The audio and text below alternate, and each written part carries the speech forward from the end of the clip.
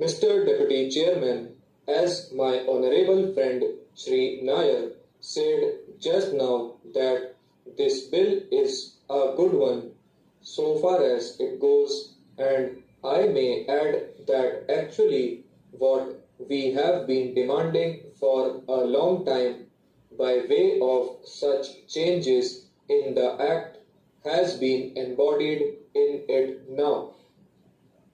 At the end of the year 1983, we did discuss in this House certain amendments to the Employees Provident Fund Act, and at that time I had insisted that plantations should be included in the schedule of the industries which come within this measure.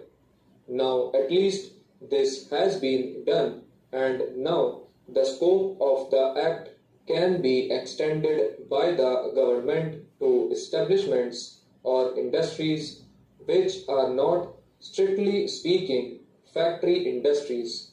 So, I welcome this measure, but it has come very late.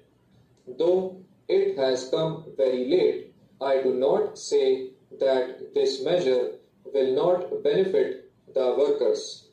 It will no doubt benefit workers, but as my honorable friend has rightly pointed out, the pace at which progress has been made in this direction has been very slow.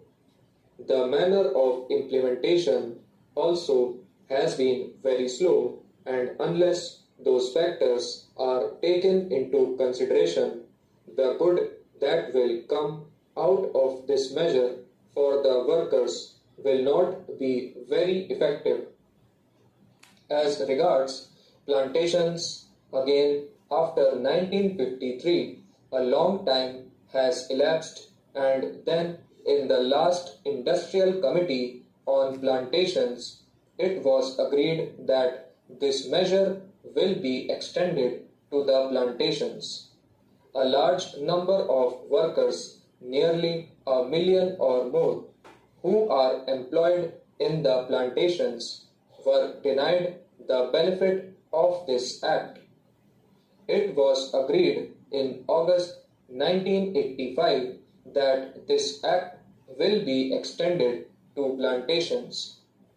But even after that agreement in the Industrial Committee, in which the planters also were present and they also had subscribed to that agreement, such a long time had to elapse for bringing forward this amending legislation.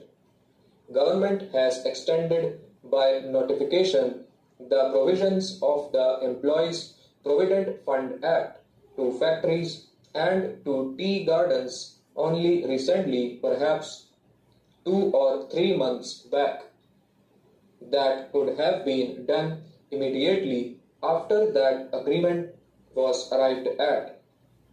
In that matter also, such a long time was taken by government, and it was necessary to amend the existing Parent Act.